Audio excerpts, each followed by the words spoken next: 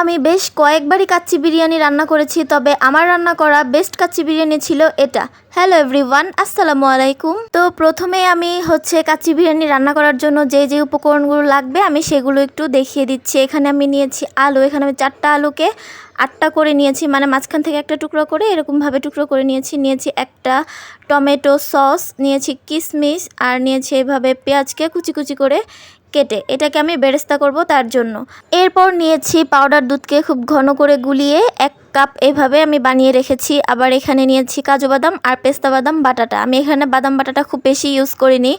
আর এখানে মেইন উপকরণটাই এই যে রাঁধুনির রেডিমিক্স মশলা, কাচ্চি বিরিয়ানির যে রেডিমিক্স মশলাটা সেইটা। আমি এইটা দিয়েই আজকের বিরিয়ানিটা রান্না করব। আসলে এই মশলার প্যাকেটগুলো রেডিমেড থাকাতে যে কত সুবিধা হয়েছে, কত তাড়াতাড়ি যে রান্না করা শেষ হয়ে যায় তা বলে বোঝানোর মতো নয়। তো আমি এই প্যাকেটে কি থাকে তাই আমি একটু দেখিয়ে দিচ্ছি। এখানে 2টা প্যাকেট থাকে, একটার মধ্যে এই গুঁড়া মশলাটা থাকে আর একটা আস্ত আস্ত গরম মশলা থাকে, সেটা 2টা প্যাকেটে থাকে আর কি। তো এখন প্রথমে আমি আলুগুলোর মধ্যে একটু জর্দার কালার মিশিয়ে তারপর এটাকে মেখে রাখবো। হ্যাঁ, এখানে আমি একটু চিনিও মিক্সড করেছিলাম, আমি ভুলে গেছিলাম এটা দেখাতে। তো এরপর আমি একটু গুঁড়া দুধকে এভাবে গুলিয়ে তারপর তার মধ্যে জর্দার রঙটা মিক্সড করে রাখবো। তো এরপর চলে যাই মূল রান্নায়। এখন আমি একটা কড়াইতে সামান্য পরিমাণ তেল দিয়ে তার মধ্যে আমি আলুটা মেখে রেখেছিলাম, সেই আলুটাকে আমি খুব ভালোভাবে ভেজে নিব। মানে একদম ভাজা ভাজা করতে হবে না, জাস্ট একটু লো হিটে এটাকে 3 থেকে 4 মিনিট ভেজে নিলেই এটা হয়ে যাবে। ঠিক এরকমটা হয়ে গেলে আমি উঠিয়ে নিয়েছি। আর ওই যে অবশিষ্ট তেলের মধ্যে আমি এখন এই যে পেঁয়াজগুলোকে বেরেস্তা করে নিব। আর আমি এখানে সবগুলো পেঁয়াজই বেরেস্তা করে নিব। এই যে এরকম লাল লাল হয়ে গেলেই তেলটাকে ঝরিয়ে নিয়ে তারপর আমি এটাকে উঠিয়ে নিব। আর এরপর মূল যে প্রিপারেশনটা মাংসের, সেইটা আমি এখানে প্রায় 500 গ্রামের মতো খাসির মাংস নিয়েছি। আর এখানটায় আমি সলিড যে পিসগুলো সেই পিসগুলো দিয়েই করছি। তো এর মধ্যে আমি দিয়ে দিব 1 চামচ আদা রসুন পেস্ট, আর বেশি দিব না আমি। আর এর মধ্যে আমি প্রায় 3 চামচের মতো টক দই দিয়ে দিয়েছি।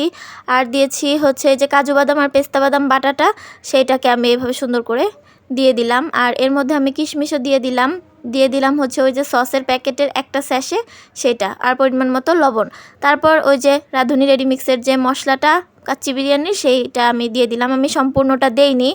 আর ওই যে আরেকটা প্যাকেটে ছিল এই যে এইগুলো দারচিনি, এলাচ আর গোলমরিচ, তারপর শাহি জিরা, এগুলোই ছিল।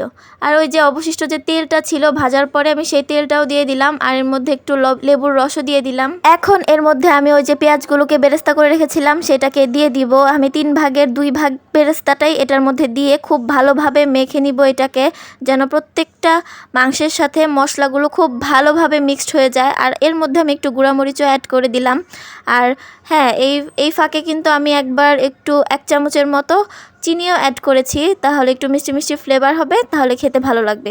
এরপর খুব ভালোভাবে মাখা হয়ে গেলে আমি কাঁচামরিচ দিয়ে দিব। এখানে কয়েকটা কাঁচামরিচ আস্ত আর কয়েকটা কাঁচামরিচকে আমি ভেঙে এভাবে দিয়ে দিয়েছি। আর ওই যে আলুগুলোকে আমি ভেজে রেখেছিলাম, এখন এই আলুগুলোকে আমি এটার ভিতরে এভাবে ঢুকিয়ে রেখে দিব। এখন এই যে আমি বাসমতি রাইসটাকে খুব ভালোভাবে ধুয়ে নিব। আর এখানে আমি 300 গ্রামের মতো বাসমতি রাইস ইউজ করেছি। আর এর মধ্যে আমি একটা কড়াইতে পরিমাণ মতো পানি বসিয়ে দিলাম। তার মধ্যে ওই যে প্যাকেটের মশলাগুলো ছিল, শাহি জিরা, দারচিনি, এলাচ, তেজপাতা, এগুলোকে আমি দিয়ে পানিটা ভালোভাবে ফুটিয়ে নিয়ে আর ওই যে বাসমতি রাইসগুলোকে ধুয়ে রাখার পরে পানি ঝরিয়ে এই ফুটন্ত পানির মধ্যে দিয়ে এইভাবে রান্না করে নিতে হবে। আমি চালটাকে প্রায় 70% কুক করে নিয়েছি। আর এরপর আমি এখানে মাওয়া তৈরি করে রেখেছিলাম। আমি ওই মাওয়াটাকে হালকা একটু দিয়ে তারপর এই যে বাসমতি রাইসগুলোকে এভাবে পানি থেকে উঠিয়ে তারপর দিয়ে দিলাম। আর এর উপরে আমি বেরেস্তা দিয়ে দিলাম। তার উপরে একটু গুঁড়ো দুধ দিয়ে দিলাম। আর গুঁড়ো দুধ দিয়ে তারপরে ওই যে আমি একটা লিকুইড দুধ তৈরি করে রেখেছিলাম, ওই দুধটাকে আমি সম্পূর্ণটা এইভাবে ঢেলে দিব। আর ওই যে জর্দা মিক্সড করে রেখেছিলাম, ওই জর্দার কালারটা আমি এভাবে করে পুরোটাতে এভাবে ছড়িয়ে ছড়িয়ে দিয়ে দিব। সামান্য পরিমাণ বিরিয়ানি মশলাটাও আমি এটার মধ্যে একটু দিয়ে দিব। তারপর আটার ডো করে রেখে আমি চারিদিক থেকে এভাবে আগেই আটকে রেখেছি অফ ক্যামেরা। এরপর বিরিয়ানিটা হতে আমার প্রায় 1 ঘন্টা 10 মিনিট সময় লেগেছে। আর এরপর আমি ঢাকনাটা খোলার পর এই ছিল আমার কাচ্চি বিরিয়ানির ফাইনাল লুক। সত্যি বলতে অসাধারণ হয়েছিল খেতে, এত মজা হয়েছিল কি বলবো। খুব সুন্দরভাবে মাংসটা সফটও হয়ে গিয়েছিল। আর এই ছিল আমার আজকের ভিডিও। আজ এই পর্যন্তই। টাটা, আল্লাহ হাফেজ।